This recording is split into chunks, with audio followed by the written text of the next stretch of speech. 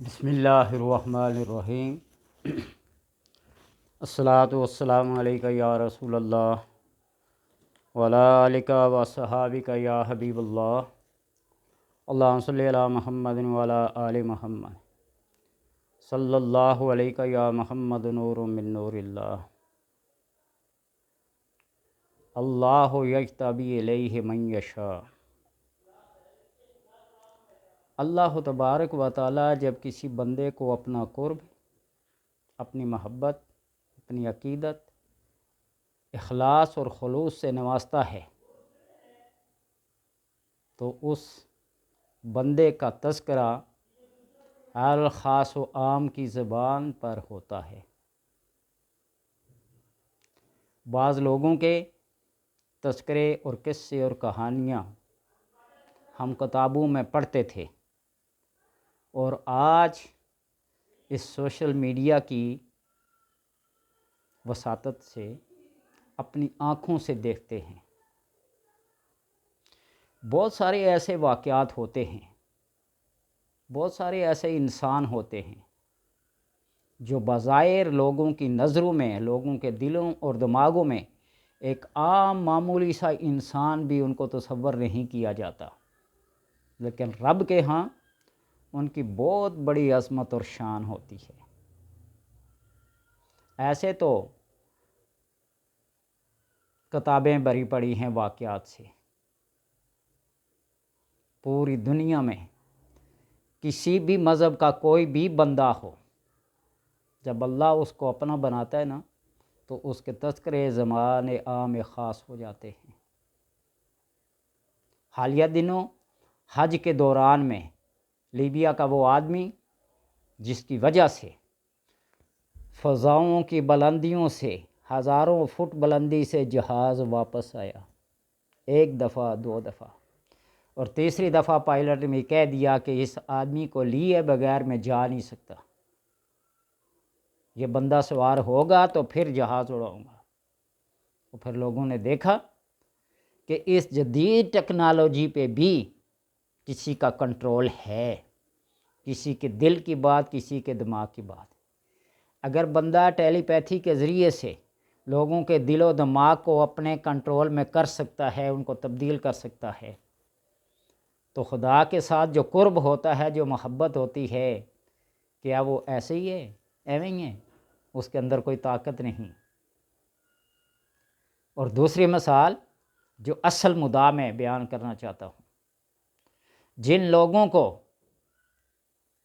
اللہ کی معرفت حاصل ہو جاتی ہے، ان کو پھر اپنے ظاہری نمود و نمائش کی کوئی ضرورت نہیں رہتی۔ شرعیت اور طریقت کی پاسداری کرنے والوں کی بڑی شان ہے پاک صاف لباس پہننا، اچھی سے اچھی پوشاک کا استعمال کرنا، اپنی وضاقتہ کو بہترین سجا کر سنوار کر پیش کرنا کوئی ممانعت نہیں ہے، کوئی بری بات نہیں ہے۔ لیکن بعض بندے اللہ کے ایسے پراگندہ ہوتے ہیں جو لوگوں کی نظروں میں پراگندہ ہوتے ہیں، لیکن اللہ تبارک و تعالیٰ کی نظر میں ان کی بہت بڑی عظمت اور شان ہوتی ہے۔ رب شخص، کتنے ہی لوگ ایسے ہوتے ہیں گرد و غبار سے اٹے پڑے ہیں، لیکن جب وہ اللہ کے نام کی قسم کھا لیتے ہیں تو اللہ ان کی اس قسم کو، اس بات کو ضرور پورا کرتا ہے۔ سالک کی بہت بڑی شان ہے، لیکن مجذوب بھی کسی عظمت اور شان سے محروم نہیں۔ مظفر آباد کا وہ لیاقت سائیں جو روڈوں پہ بڑی بڑی دیگیں گھسیٹتا ہوتا تھا، پراگندہ لباس میں ہوتا تھا، اور جب فوت ہوا تو کسی بھی گدی کا کوئی بڑا پیر اس کے جنازے میں شرکت کیے بغیر رہ نہیں سکا۔ بڑے بڑے پروٹوکول لینے والے، بڑی بڑی گاڑیوں کا استعمال کرنے والے، بڑی بڑی کوٹھیوں میں رہنے والے اس کے جنازے میں گئے، اور یہ بات ثابت ہو گئی کہ بڑی بڑی ڈگریاں اپنی جگہ، بڑی بڑی عمارتیں اپنی جگہ، بڑی عالی شان گاڑیاں اپنی جگہ، لیکن رب جو شان ایک عام بندے کو ظاہری سادہ پراگندہ لباس میں دیتا ہے، وہ شان ان بڑی بڑی پوشاکیں پہننے والے، بڑی بڑی عمارتوں میں رہنے والے، بڑی بڑی گاڑیوں میں سفر کرنے والوں کو نصیب نہیں ہوتی، بلکہ وہی لوگ ان کے قدم چومنے کو ترس رہے ہوتے ہیں، ان کی میت کو کندھا ہاتھ لگانے کے لیے ترس رہے ہوتے ہیں۔ آپ نے مظفر آباد کی اس گراؤنڈ کو دیکھا ہوگا جو لیاقت سائیں کے جنازے سے پر تھا۔ پاکستان سے لے کر کشمیر تک کون سی ایسی گدی ہے جس کا پیر، جس کا سجادہ وہاں شریک نہیں تھا؟ ارکان پارلیمنٹ اور بڑے بڑے سرکاری عہدوں پر فائز لوگ وہاں نظر آئے۔ اس لیے کہتے ہیں نا، اللہ یجتبی الیہ من یشاء، اللہ جب کسی بندے کو چن لیتا ہے، اپنی نسبت عطا کر دیتا ہے، اپنا لگاؤ، اپنی محبت اس کے دل میں ڈال دیتا ہے، وہ پھر کسی عام بندے سے نہیں بلکہ جبریل علیہ السلام کے ذریعے سے منادی کراتا ہے کہ انسانوں، اے کائنات کے رہنے والوں، اللہ تبارک و تعالیٰ کا فرمان ہے کہ میں فلاں بندے سے پیار کرتا ہوں، محبت کرتا ہوں، تم بھی اس کے ساتھ پیار اور محبت سے پیش ہو۔ لوگ غائبانہ طور پر، دانستہ اور غیر دانستہ طور پر اس بندے کو چاہنے لگتے ہیں، اور جب اللہ کسی سے نفرت کرتا ہے نا، تو پھر جبریل کو حکم ہوتا ہے کہ فلاں بندے کو میں ناپسند کرتا ہوں، تم اعلان کر دو میری طرف سے کہ تم بھی اس کو ناپسند کرو۔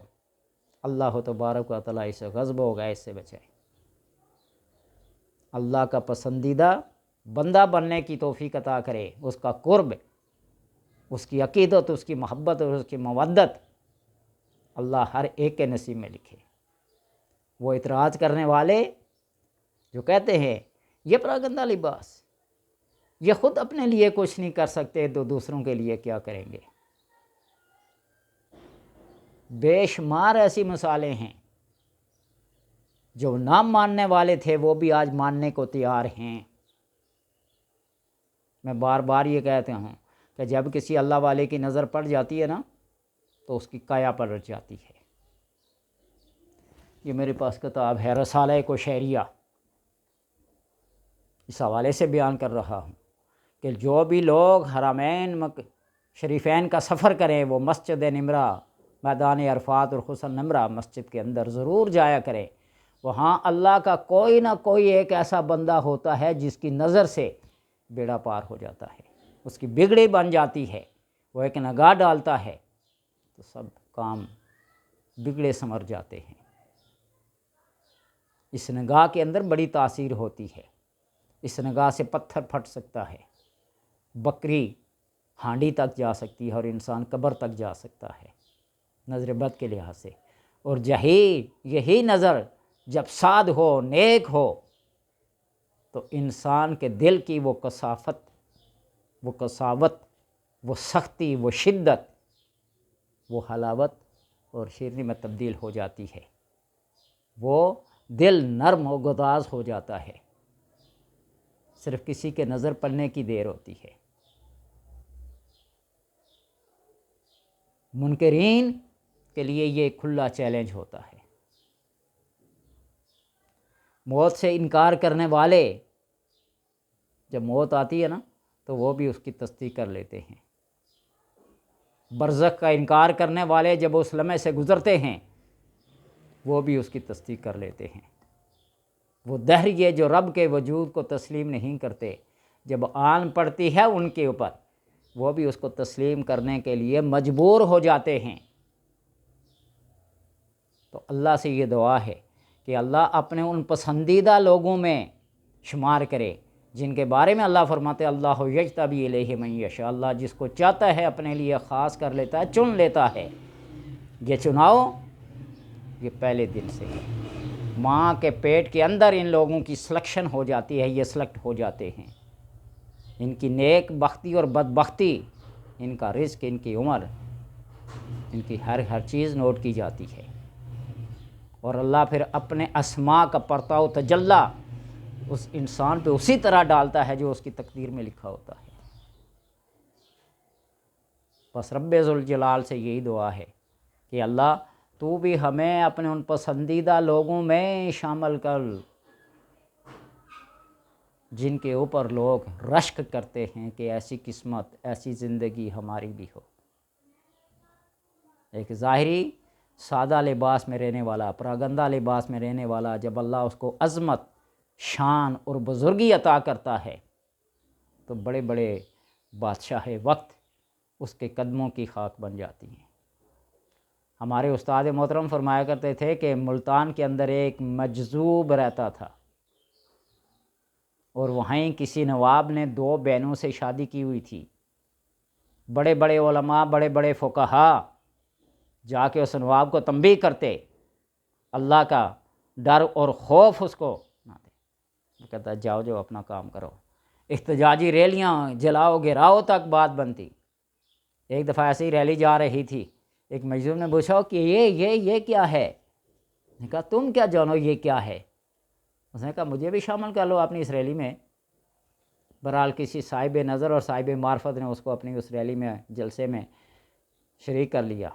نواب کے گھر کے سامنے جا کے احتجاجی تقریریں ہونے لگی، نواب اس کو سن رہا تھا۔ تو وہ مجذوب اٹھا اور ان علماء سے مخاطب ہو کر کہنے لگا یہ احادیث اور یہ قرآنی آیات کس کو سنا رہے ہو؟ یہ قرآنی آیات، یہ احادیث مسلمان کے لیے ہیں، مومن کے لیے ہیں، جو سن کر ڈر جائے، سہم جائے، خوفزدہ ہو جائے۔ بس اس کا اتنا کہنا تھا کہ اس مجذوب اس کی بات سے بادشاہ لرزہ بر اندام ہو گیا۔ جہاں قرآنی آیات اور احادیث نے اثر نہیں کیا، انہی قرآنی آیات کو، انہی احادیث کو ایک مثال بنا کر یہ قرآنی آیات اور یہ احادیث یہ ایسے مسلم مومن کے لیے ہیں جو سن کر ڈر جائے، خوفزدہ ہو جائے۔ تم کس کو سنا رہے ہو؟